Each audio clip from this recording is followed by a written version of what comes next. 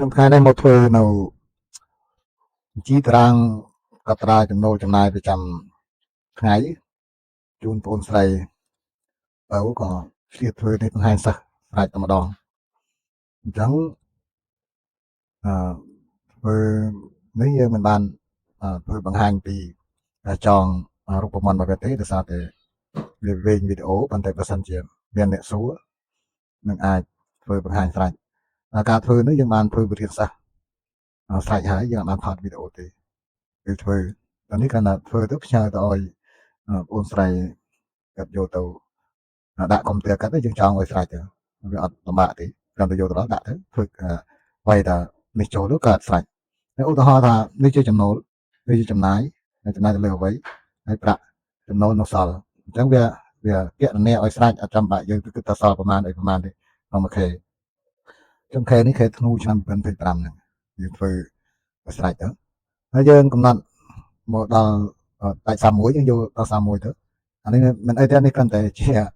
ការយើងដាក់ខលេខដើម្បីឲ្យដឹងថានេះជា31ទៅហ្នឹងហើយទៅទៅហៅថាថ្ងៃនេះយើងរកចំណូលបានប្រហែល50,000ទៅចឹងមើលវាចាញ់ឲ្យស្រេចថ្ងៃពុតទី3ខែធ្នូឆ្នាំ2025ទៅយើងចំណាយនេះវានៅសល់ប៉ុណ្ណាវាឲ្យស្រេចមើលថាយើងចំណាយ60,000វានៅសល់តែវាចំណាយលើវាដកឲ្យគេលេខដកយើងចំណាយថា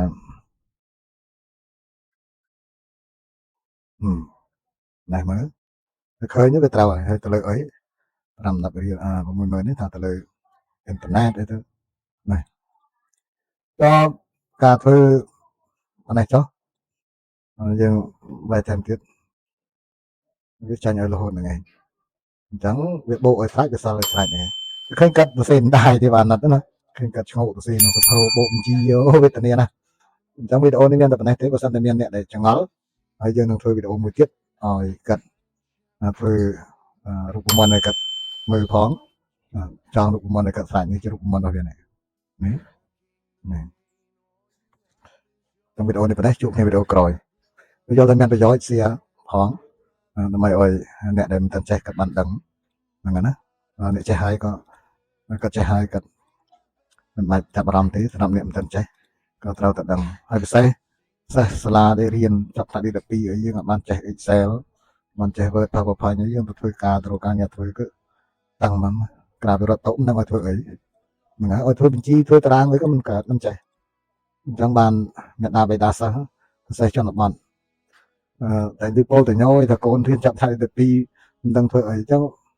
បើសិនជាកាត់ជាម្ចាស់ហាងមិនដឹងជួយធ្វើអីដែរណាឲ្យគិតច្រើនទេគិតថាកម្មករ20នាក់ក្នុងមួយខែត្រូវបើលុយគេប្រហែលឬមួយអាទិត្យបើលុយប៉ុន្មាន